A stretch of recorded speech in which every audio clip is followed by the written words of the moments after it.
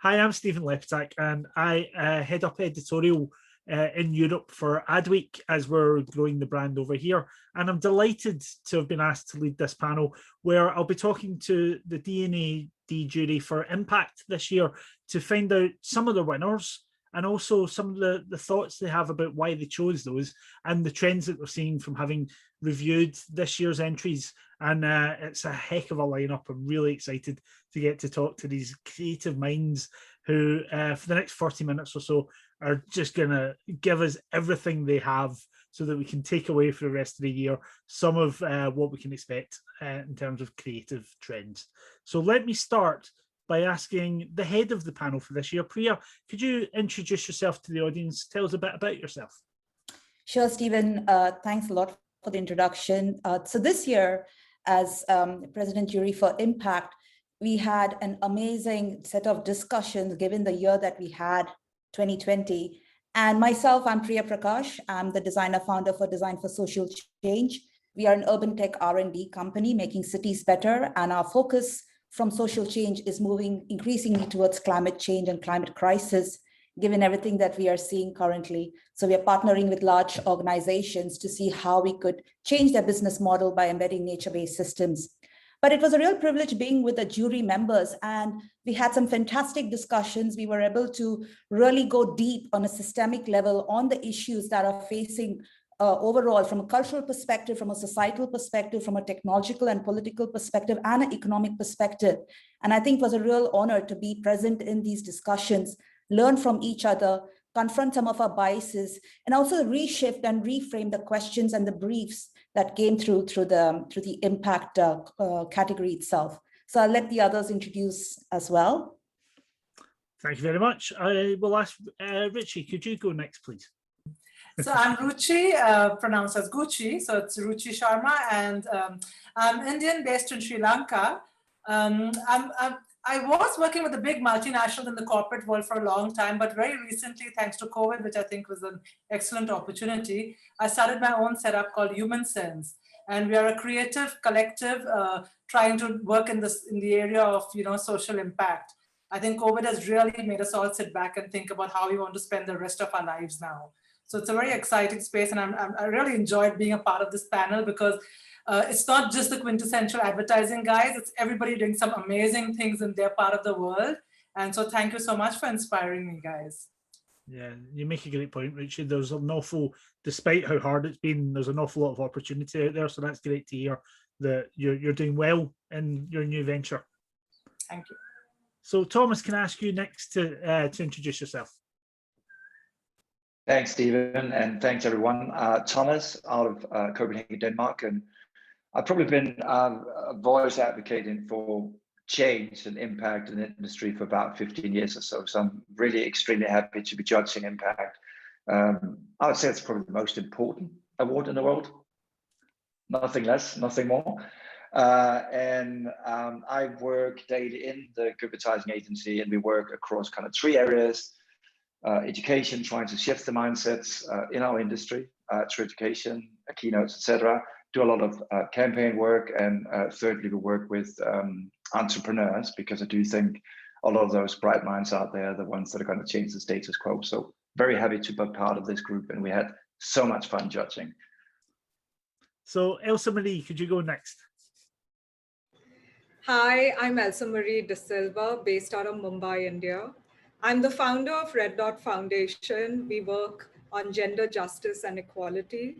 And it was a huge privilege to be part of the Impact and Future Impact jury panels. It was my first time at D&AD, and I learned so much. I was also thrilled with all the entries because there was a lot of good stuff out there, and it gave me a lot of hope for the future, because people are thinking about solutions in every aspect. And particularly for me, I was so thrilled to see so many solutions or entries on gender and different aspects of gender. So it was exciting for me. And of course, meeting everybody else was also exciting, and listening to their views, debating and discussing, which entries deserve to move forward and which were going to be more impactful. It was really a very enriching time.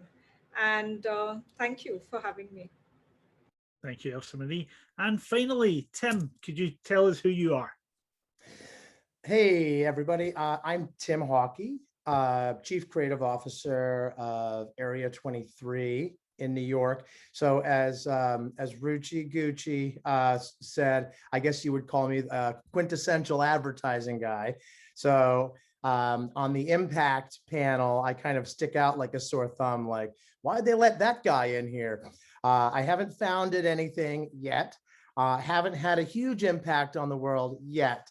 So I use the word yet as my ticket into the impact jury. And guys, I promise, you know, I will have a big impact on the world, and you've inspired me even further to do that. Well, we're happy to have you, Tim. Thank you for joining us. And as you will no doubt have noticed, it's a very international panel. We're all doing this from different countries, and that's probably something that would have been very difficult to do over a year ago. But as the world has developed, and so has technology and how we use it, we are all here together to talk from different countries about the different trends that we're seeing. But first of all, I'd quite like to start by asking each of you, and I'll go through one at a time, to talk about their top choice for the work that you reviewed as part of the jury. I'll start with Priya. You're leading this crew as the head of this year's jury. So can I ask you to talk about the pieces of work that caught your attention?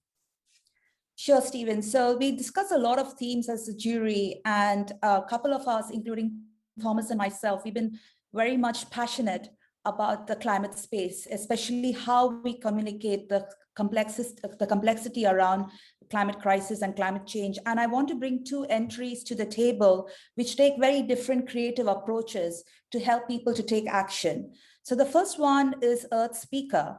And Earth Speaker is a really delightful application designed for letting children to kind of give a voice to the environment around themselves by basically using AR and using the phone camera, so they can take the phone camera tracks their face and allows their facial gestures to emote on a tree or on the sand or wherever they want to give voice to the environment.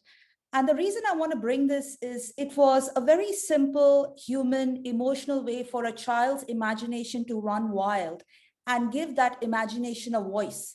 And I know it's very trendy to in the climate justice space to always, go on a procession, like we have Greta Thunberg and lots of young people doing some great work there. But I thought this was a very refreshing way to kind of explore a kind of storytelling narrative where it's as simple as, we had jury member Tim going with his child and going to the park and actually using this and trying it out and coming back and telling us how wonderful it was. So it was quite interesting to see the immediate impact of somebody actually trying this out with their child or with their family. And also, I like the way they had thought through the educational element, working together with museums so that you could crowdsource all these videos together and you could see like decision makers right from the UN or other places to be able to get exposed to children's voices of children's emoting the immediate environment. So I thought that was very beautifully crafted and a really nice human connection between giving voice to the everyday environment around you from a child's eyes. So that was one part of the spectrum. And one of the challenges I wanted to give the people entering this category this year is how do we actually honor both craft and not forget the playfulness, which is what Earth Speaker tried to do. And on the other spectrum, I wanted to see how there would be entries which would allow us from a business perspective, reframe value and how as humans we generate value. And I think the environmental index, even though a lot of us felt it was a B2B entry, the environmental index was, I felt, a really interesting step from the Ports Authority, I think from Norway, to come up with this idea on how do you measure the carbon footprint of ships and of the shipping industry when they are at the port itself. A lot of people might think this doesn't matter, but if you actually see from a logistics perspective, and given that we're all doing this online, a lot of future trade, everything is going to be happening online. And if things have to come from different parts of the world, the shipping industry has a huge impact. We already saw that in the Suez Canal debacle. So, but a lot of people are very buffeted from what does that mean? And again, talking to colleague Thomas, who's from Copenhagen, he mentioned how as a port, there's a huge impact of the ships around. So these kind of discussions really help me understand a lot more better as a jury that there are different approaches to the topic of climate, and the environmental index, by giving a weight of a brand and a way to measure the carbon impact of ships which are parked at ports, and then be able to see at a glance what that impact is on the community around the port itself, was a really good way to start the conversation with from a B2B perspective to a B2C perspective. So there were two different approaches. And I think that is the power of impact. It's not necessarily trying to show that this has to kind of make a massive kind of immediate impact, but it lays the steps, it lays the direction of where we see that a port authority could start an environmental index, and a child can be given a tool to give a voice to the environment. Very different approaches, but in the end, the goal is the same. Mm-hmm. Okay, can I ask about the first work that you were talking about in terms of technology that was offering the opportunity for children to lend their face and their voices to inanimate objects? What was the actual purpose of that work in trying to achieve when it came to involving the children? And I mean, it's interesting to hear that you actually tested it out physically. What was it that kids were taking away from being involved in that? Absolutely. Actually, I would love to invite Tim to, because he actually user tested it, and from a user research perspective, we love to give the voice to the person that actually used the product. So Tim, would you like to chip in? Yeah, sure. I have it opened up. I thought you might call on me. Tim is a master of props in all our jury discussions. So, he's the MC. So, we were judging on a Friday, and we adjourned for the weekend. And I thought, oh, great opportunity. I've got to spend time with my 4.5-year-old daughter over the weekend, and took the opportunity to download the app. And, the first thing you see is a library from kids around the world, with these short clips of a coffee cup, with a face on it in a foreign language. And I'm imagining that I can kind of pick out some of the pieces. They're talking about how you need to, reciclar, or make sure, or a tree talking about making sure that I can live forever. And, I think just from that library, you can tell that there are these very, very young kids that are having a conversation about the environment, which right off the bat is going to have a huge impact. And then from a craft and fun standpoint, we just had a lot of fun with it. The craft of the app itself is very, very good. I think, one thing that I was delighted to see was that it actually was using the camera as I was recording something. It was actually responding to my facial gestures and actually applying those to the animation of the face. So I think an element of craft that was, I love unnecessary craft, and that was unnecessary craft, and it made the experience a lot better. Thanks, Tim. So that's great to have that explanation as to what the work was. I will come back to you quite soon, Tim. Priya, thank you for introducing your choices from this year's work. Ruchi, can I come to you next? What were your favorite pieces?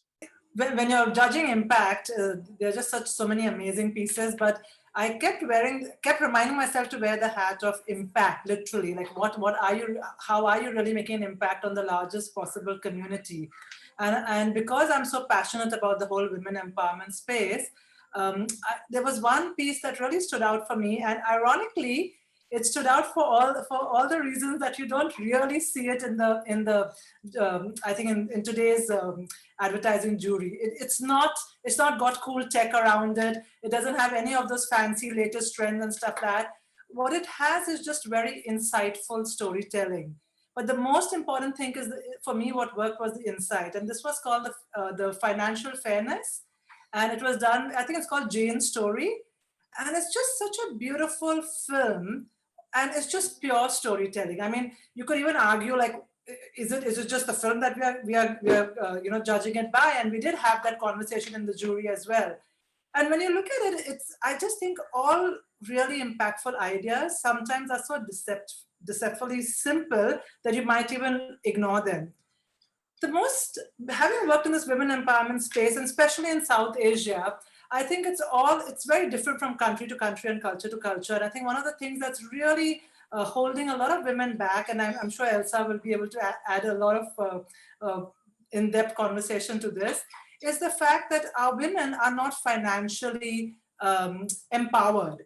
And I really think that women empowerment and financial empowerment go hand in hand. I'm not just talking about, you know, the women in the lower classes who don't have those opportunities. Even in the corporate world, I've seen so many women who, even when they earn, they just still leave the finances and all the big decision making to their husbands or to their fathers. And they just don't have the confidence to do what they need to do to really empower themselves wholly. And it just boils down to this very simple film, and that's what this film is about, that it is what are we telling our girls from the day they're born and as they keep going on? What is the conversation? What are when you tell girls that they're bad with money and that boys probably have it better, girls start believing that. So what is the self-inflicted beliefs that we're passing on? And the beautiful thing is that this film, we had a lot of men in the jury and a lot of fathers. And I think Tim was one of them, and he actually admitted to crying ugly every time he saw this film. And I think Jose said that ever since he saw this film, he has started talking very differently to his daughters about finance and about, you know, being more knowledgeable and empowered to make those decisions. And for me, that is really true impact. That is really using your creativity to make that impact. So for me, that piece really stood out for just the simplicity and yet the huge impact that it has on women in general. And I hope more and more women get to see it and understand, and more men get to see it and understand, as fathers, as husbands, the things that we need to do to start really making a difference in this field. So that was on that. There was another piece that stuck out for me, again because of its simplicity, and I think it was from Argentina, which was the pension delivery system. And once again, it was nothing fancy. In fact, it was literally going back to the basics, where, you know, in this vulnerable period of time where we cannot have our elderly stepping out of their homes and not standing in long queues to get their pension, there was this bank that literally went there and gave them their pensions. And through that system, they managed to change the entire country's financial system. And I just love that, the fact that both these pieces were talking to very, very large but very vulnerable parts of society. One was the women and one were the elderly. And I don't want to hog the camera, but I will admit that this is a piece that I just ugly cry anytime I see it. And it's you know, as an advertising cynic, you know, you say, oh, I see what they're doing here. All right, they're gonna play it out. She's gonna get older, and then wham! It's very, very, very touching and moving. And got a 4.5-year-old daughter, and it makes me acutely aware, just like Jose Miguel, of the kind of things that you say to your daughter. And I went out to dinner for the first time in a year, lunch, yesterday with my wife. And what did they do? You know, she gave them the credit card. They handed the bill back to me, just like in that film. And it's microaggressions against women that we have created that, you know, now I'm just really acutely aware of. So I know more women need to see it, but I think more men really need to see it as well. Okay, thank you very much. I do have questions on that, so I'll come back. Thomas, can you go next for us, please? Well, I think a lot of the work that inspired me has that sort of kind of human connection and some of those human stories that we've heard. And one of the things, and Priya mentioned it, that I'm extremely passionate about is obviously the climate. And usually I don't feel that we see enough work tackling climate change and the urgency of tackling climate change. So one of the pieces of work that I liked was probably very far from what we'd normally see in advertising. It's because most of the work in, you know, I call them do-good fatamorganas, in the sense that it's all about awareness. It's all about, you know, and this piece of work was really trying to kind of solve root problems, because in so many aspects, I mean, what we cannot measure, we cannot change. And when it comes to climate, I think we all kind of have an impact, and how do we live more carbon friendly? How do we live? Because I mean, I'm calling in from Denmark. I mean, for some weird reason, we're being applauded as one of the most climate conscious countries in the world, even though kind of mathematically we are climate pigs. Our climate impact is pretty heavy. So how to change that? And so these creative guys created a thing called the carbon calculator. In the essence that, if I want to lose weight, how do I want to lose weight? I want to step up there. I want to say, okay, I want to lose 2 kilos. And the same kind of applies when it comes to cutting down on carbon emissions. So the carbon calculator basically is a calculator, as it says, but it's really like an open source thing for small and medium-sized businesses to actually show the carbon footprint on products. So you can say, should I choose X, Y, or Z? Typically something that only big corporates would be able to afford, because there's a lot of like measurement and data and money going into that. So for me, it's a really simple idea, but it's also an idea that shows us how we need to think differently in the industry and actually kind of tackle a lot of these things as startups. And that was the second thing I loved about it, is that it's in fact a business within itself. And I think one thing, and you mentioned it very beautifully prior in the beginning, that sustainability is also about the economic sustainability. This is an effort that can keep going and going and going because it's financially viable. So this piece of work inspired me, and I know it's dead boring. It's not as fun as an app, but I think you should all go and check it out, and I hope you get inspired by it. Doesn't need to be an ad to be impactful though, so not boring at all. I watched that one and yeah, learned quite a lot about how difficult it is for companies to even begin to think about changing their carbon footprint. So yeah, great choice.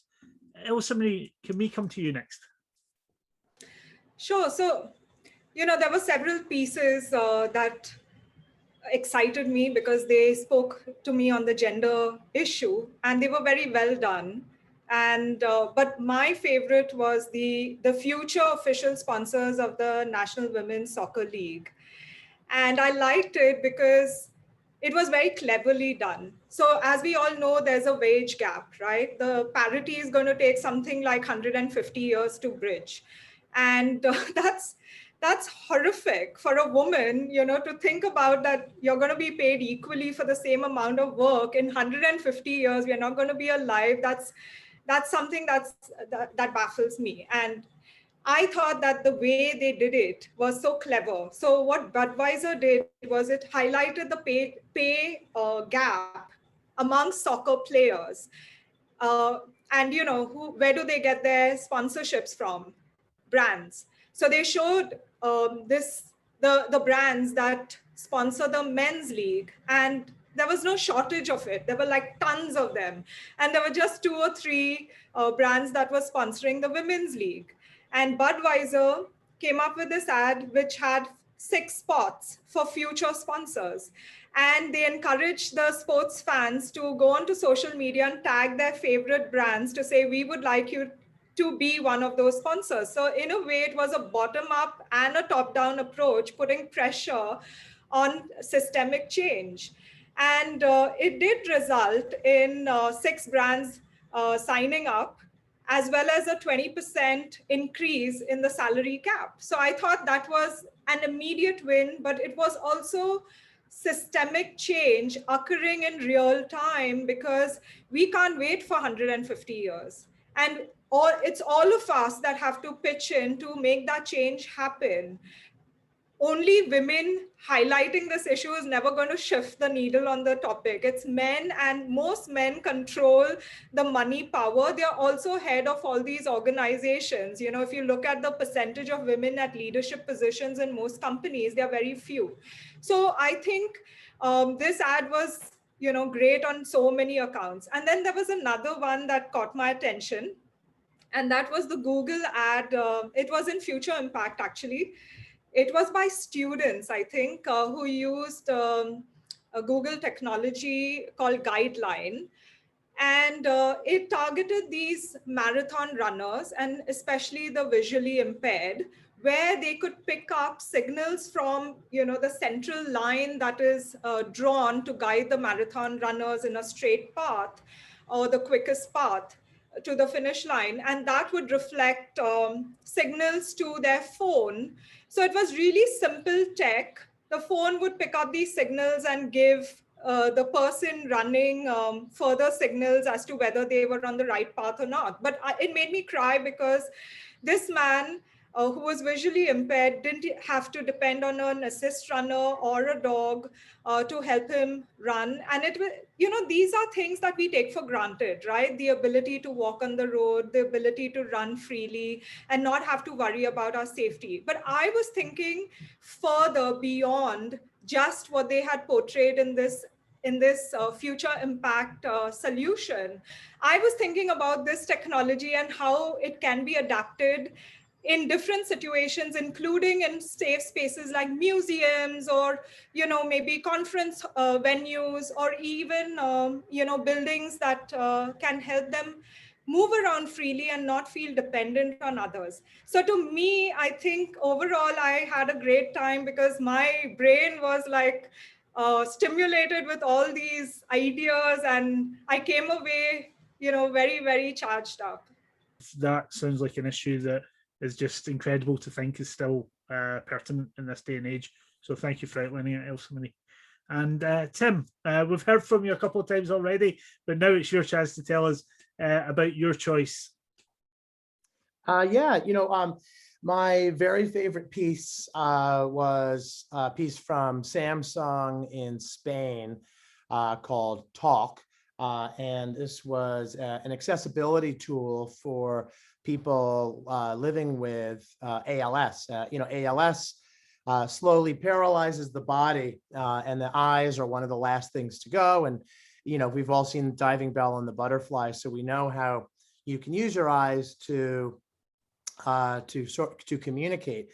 I think the theme that really came out of this for me, and I think for Priya as well, for this and a number of other cases, was the democratization of technology. I think that was the theme that we used and we discussed. And in this case, you know, there is a $10,000 device that you can hook up in front of a ALS patient. But in this, takes all of that technology, or it puts it into an Android tablet and puts it right in front of you. Using AI, it can track your eyes, it can allow you to communicate, and it is an IoT also device, so it is synced with everything in your home.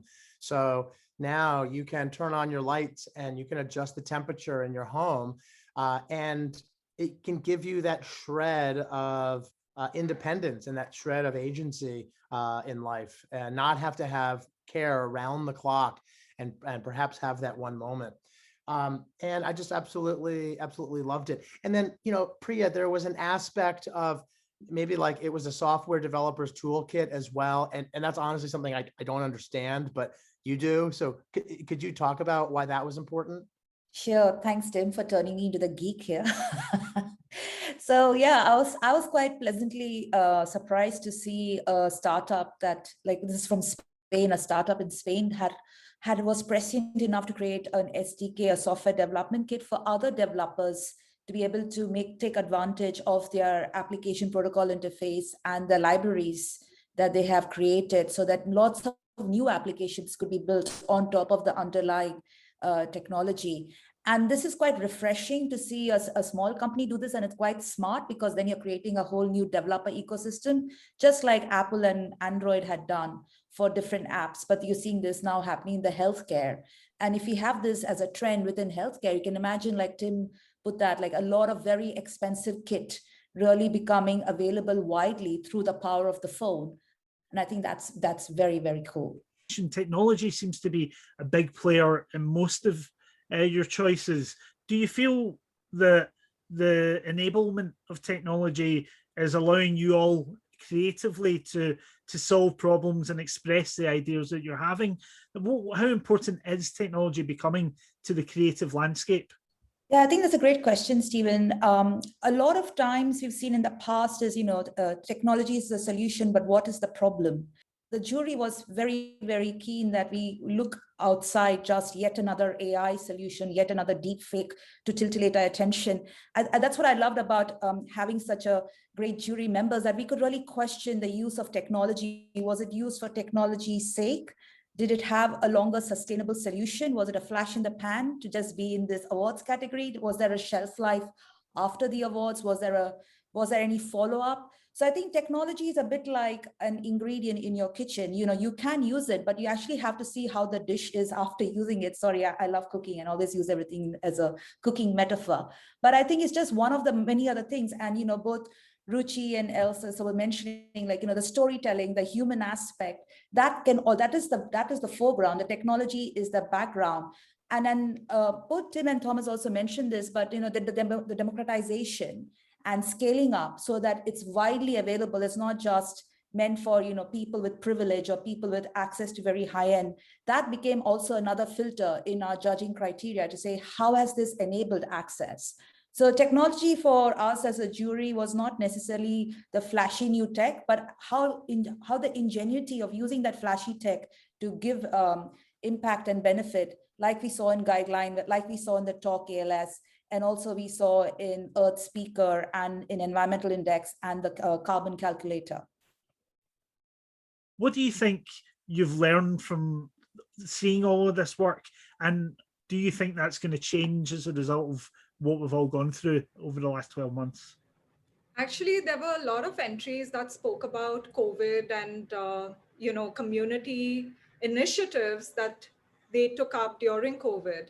And one that came up often, no surprise, was domestic violence. There were so many entries around domestic violence during COVID, but also the lack of jobs and so on and so forth. So I do think that, yes, in our final entries, we never really spoke about it, but we judged, I think, over 300 entries, and there was plenty that reflected the challenges that we went through last year. And it was a variety of challenges. It was Black Lives Matter, LGBTQ issues, there was racism, there was loss of jobs, and so, and lots on gender. What ultimately spoke to me was people are conscious, it reflected a whole variety of current issues as well as long-term systemic issues. And that's why I said in the beginning, it gave me a lot of hope because there are people out there in the world thinking about these things. For example, the two pieces I mentioned, financial fairness, for me, what also worked at a very subliminal level was that now more than ever, women need to be educated on financial empowerment because of the circumstances we are in, where from as it is, a lot of people have lost their jobs, but women and more so moms are the ones who've had the biggest impact. And a lot of them have had to leave the workforce, not out of choice, but just out of the fact that they did not have support staff back home. So I was just imagining that now all these moms have to come back into the workforce. And if they have that kind of financial freedom and knowledge, how empowering that would be. And maybe they won't want to come back to the workforce the way it was, because honestly, the workforce has changed. And we're just redefining all those boundaries. So in some ways, I think our pandemic was always there in a lot of our decisions without us realizing it. For me, the Argentinian one also, while it did not make it into the big finalists, I just couldn't help thinking, my God, this is the most vulnerable society, right? Part of the society right now. And it's amazing that people are looking out for them. So you do have that impact. And even the question you asked about technology, I think, now more than ever, we are connected through technology. In fact, the COVID has been the biggest, I think, digital disruptor in the world, and how quickly everybody, including our own teachers and everybody, has really got themselves up to date with the latest technology. It's very heartening. And I think in some ways, this is going to be the way it is. So there are some good things about this lovely pandemic that we've all been, that has been thrown upon us. But yeah. Tim. Yeah, just looking at all of the pieces of work that made it the furthest in the judging, I feel like it could be a body of work from 2019 or from 2022, and maybe it could be a reflection of what the impact jury is assigned to do, which is to really look at big long-term systemic issues that can have a big and long-term solution. In so many instances, COVID have ramifications on everything from domestic violence to climate change to, so I think we see that from a lot of perspectives. And I think for the creatives at least, and for me personally, I think that in some aspects of sustainable development goals is a good way of kind of looking at some of these issues, a lens, a shared language, which true we can kind of understand the world. And I felt there was a lot of much more diverse cases that I've seen in a long time, and I'm really happy about that, because we need to understand that if we are to change these systems, we really kind of need to kind of take those small, slow battles in each of every one of these areas. Yeah, it does seem to me, and your choices really do reflect the issues that we were facing before. The big issue that we're all facing they haven't gone away. And what's interesting to me as well is there's still, all this work is still relevant. All of it would still work next year probably as well. And technology is probably a factor of that, but it shows how timeless ideas can be when it comes to solving solutions. So I think your choices are brilliant in terms of how diverse they are. What I'm curious about is, this is the impact jury. So have you learned anything about what it takes to create impact in this industry? Is there anything you've taken away that you think in future, I will try and always remember to do this or think more about that? What lessons did you learn that will create impact in terms of your work going forward? I think I learned something personally through judging is to be quite open and honest about the biases I have. There was many times where I personally would recoil from certain entries because I would have a bias for, say, pink or, it's quite specific. And I felt what was really lovely within the jury was there was enough honesty and courage that you could just be vulnerable and say, this is my bias. I might not be able to be the best person to judge this. And then my other jury members would step forward and say, let me see it from this perspective. And that really helped me a lot, just to also see how you make decisions together as a group. So one thing I'm taking forward is we have a lot of discussion about so many issues in the workspace. There has been trends in the US where people have been told you should not speak about social issues in the workspace, like in Coinbase and Basecamp, two technology companies where they've stopped employees from talking about social issues in the workspace. And I think through this judging experience, when we're actively having these conversations and we were sharing some of our own biases, some of our fears, we actually came up with a better decision. So I think one thing to take away is, if as creative leaders, we can put our cards on the table and tell how we come up with our creative decisions and what informs the creative brief, what is the question we are asking, and what are the implicit and explicit biases each of us all have in our head. Then when we are having a creative review and a creative discussion, it can be quite a refreshing way to challenge some of this. And I think the industry doesn't have that vocabulary right now. We take very polarizing positions very quickly, and then there is no conversation. But there could be a position of strength by putting the cards on the table. One of the takeaways, Stephanie, is leave these goddamn white rooms and offices, get out there in real life and actually get that underneath your skin, see what's the real challenges. I think that's a key lesson learned. I think those are some of the most exciting and insightful initiatives that I have seen, has that sort of perspective. And secondly, I think it's, even though it's called D&AD Impact, and this is probably more to people who are going to enter next year, it is about impact. Measure it. I mean, liters saved, less carbon, whatever it might be. It needs to be sort of quantified. I think we had too many cases that was talking about X amount of people saw it, these kind of old advertising metrics. And I think we need to be much, much better at having those conversations, and even maybe in the brief already at an agency, kind of putting down some of those impact metrics to say, what is it actually that we're trying to solve? And I think this is an important discussion for our industry to have, because I think by the end of the day, there's so many ways you can solve a challenge, but what is the most impactful, efficient, sustainable way of doing that with the biggest impact that we can have? I think those are probably two key points. Get the hell out of the office and start measuring some of this stuff. Good point, Thomas.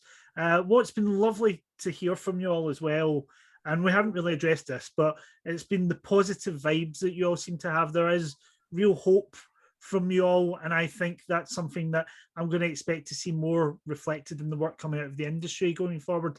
And judging by what I've heard from you all, I do think there's going to be more positivity despite it all. Who'd have thought? But we're all looking to be made to laugh and smile, and that is a vibe that I've taken away from you all. So thank you very much for sharing your thoughts. It's been fascinating to hear what you saw this year, and good luck to you all as you move forward in your careers.